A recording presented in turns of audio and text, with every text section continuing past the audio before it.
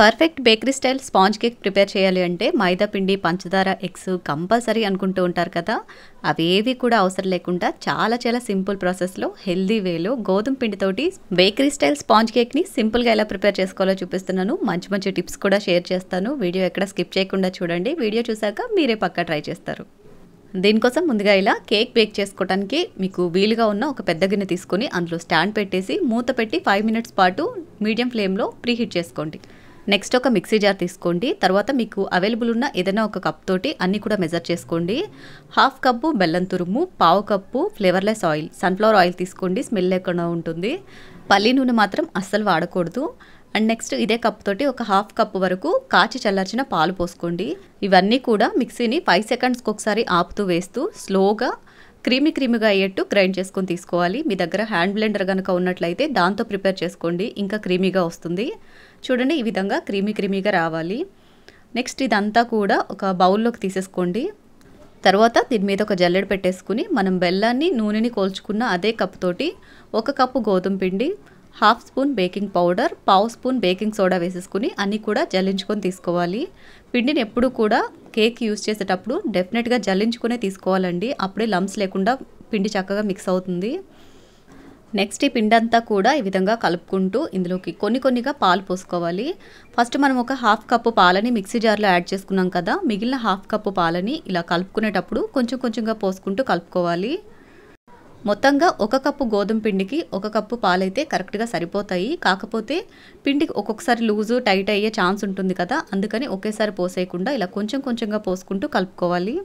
పిండి మొత్తం మీద మనకి రిబ్బన్ కన్సిస్టెన్సీలో రావాలి. అలా వచ్చేంత వరకు కూడా కొన్ని పాలు యాడ్ చేసుకుంటూ చక్కగా అంతా కలిపేసుకోవాలి. ఇక్కడ నేను చెప్పిన మెజరింగ్స్ మీరు కరెక్ట్గా కనుక ఫాలో అయినట్లయితే మీకు 1 కప్పు పాలతోటే పిండి రిబ్బన్ కన్సిస్టెన్సీలోకి వచ్చేస్తుంది. అండ్ ఇది గోధుమ పిండి కాబట్టి స్పూన్ తోటి కానీ స్పాచులా తోటి కానీ కలపడం కొంచెం కష్టంగా ఉంటుంది. కాబట్టి విస్కర్ తోటి కలపండి, ఇంకా ఈజీగా అయిపోతుంది. పిండిలా చక్కగా మిక్స్ అయిపోయిన తర్వాత ఇందులోకి 1 స్పూన్ వరకు వెనిలా ఎసెన్స్ యాడ్ చేసుకోండి. ఇన్ కేస్ వెనిలా ఎసెన్స్ కనుక మీకు అవైలబుల్ లేకపోతే అప్పుడు మీరు ఇలాచీ పౌడర్ అయినా యాడ్ చేసుకోవచ్చు. బట్ ఎసెన్స్ యాడ్ చేసుకుంటేనే మనకి కేక్ అనేది బేకరీ స్టైల్లో వస్తుంది. నెక్స్ట్ అంతా కూడా ఈ విధంగా విస్కర్ తోటి చక్కగా కలిపేసుకోవాలి. మీకు తెలుస్తుంది కదా, అక్కడక్కడ ఉండలుగా ఉంది కదా, ఇది విస్కర్తో కలుపుకుంటేనే మనకు ఆ ఉండలు అనేవి లేకుండా ఇలా స్మూత్గా వస్తుంది పిండి. చూడండి, ఈ విధంగా రిబ్బన్ కన్సిస్టెన్సీలో ఉండాలి. మీకు ఈ కన్సిస్టెన్సీ రాలేదనుకోండి ఇంకొంచెం పాలు యాడ్ చేసుకునైనా మిక్స్ చేసుకోండి, పర్వాలేదు. అండ్ నెక్స్ట్ ఒక A4 షీట్ తీసుకొని దీనికి ఆయిల్ అప్లై చేసుకోండి. మీ దగ్గర బటర్ పేపర్ ఉన్నట్లయితే దాన్నే యూజ్ చేసుకోవచ్చు. నా దగ్గర బటర్ పేపర్ అవైలబుల్ లేదు. చాలామంది దగ్గర బటర్ పేపర్ అవైలబుల్ ఉండదు కాబట్టి ఇది కూడా వాళ్ళకి ఒక టిప్ లాగా యూజ్ అవుతుంది అన్నట్టుగా షేర్ చేస్తున్నాను. A4 షీట్స్ అనేవి కొంచెం మందంగా ఉంటాయి కదా, అవి కేక్ బేక్ చేసుకోవడానికి చాలా బాగా యూజ్ అవుతాయి. చక్కగా ఇలా ఒక A4 షీట్ తీసేసుకుని దానికి మొత్తం కూడా ఆయిల్ అప్లై చేశారనుకోండి, ఇది మనకి బటర్ పేపర్ లాగా యూజ్ అవుతుంది అనమాట. అండ్ మనం తీసుకునే బౌల్ సైజుకి తగ్గట్టుగా దీన్ని కట్ చేసుకోవచ్చు. ఇప్పుడు నేను యూజ్ చేసే బౌల్ వచ్చేసి స్క్వేర్ షేప్లో ఉంది కాబట్టి ఇది దాంట్లో అడ్జస్ట్ అవ్వడానికి ఈ విధంగా కార్నర్స్ కట్ చేసుకోవాలి. ఇలా కార్నర్స్ కట్ చేసుకోవటం వల్ల మనం తీసుకునే స్క్వేర్ బౌల్స్కైనా లేదంటే రెక్టాంగిల్ బౌల్స్కైనా ఇది పైన వరకు వచ్చేస్తుంది అనమాట. ఓన్లీ అడుగును మాత్రమే కాకుండా సైడ్స్కి కూడా ఈ పేపర్ తోటి కవర్ చేసుకోవచ్చు. ఎలా అనేది ఇప్పుడు నేను ఫోల్డ్ చేసి చూపిస్తా చూడండి. ఇలా లోపలికి పెట్టేసినప్పుడు మనం కట్ చేసిన కార్నర్స్ అనేవి ఈ విధంగా పక్కకు ఫోల్డ్ చేసుకుంటే బాక్స్ షేప్ అనేది ఈజీగా వచ్చేస్తుంది అనమాట. చూడండి, ఈ విధంగా అరేంజ్ చేసుకుంటే మీకు కొంచెం కూడా అడుగంటదు అసలు కేక్. మనం పౌడర్ తోటి డస్ట్ చేసుకున్నా కానీ అడుగు మాడిపోతుంది అండ్ కొంచెం మాడిపోయిన ఫ్లేవర్ అయితే తెలుస్తూ ఉంటుంది కేక్. ఇలా వేసుకున్నారంటే మాత్రం మీకు అసలు కొంచెం కూడా అడుగంటది అనమాట. అండ్ నెక్స్ట్ మనం మిక్స్ చేసి పెట్టుకున్న పిండి అంతా కూడా ఇందులోకి వేసేసుకుని పైనుంచి కొంచెం జీడిపప్పు పలుకులు అలాగే కొన్ని టూటీ ఫ్రూటీస్ యాడ్ చేస్తున్నాను.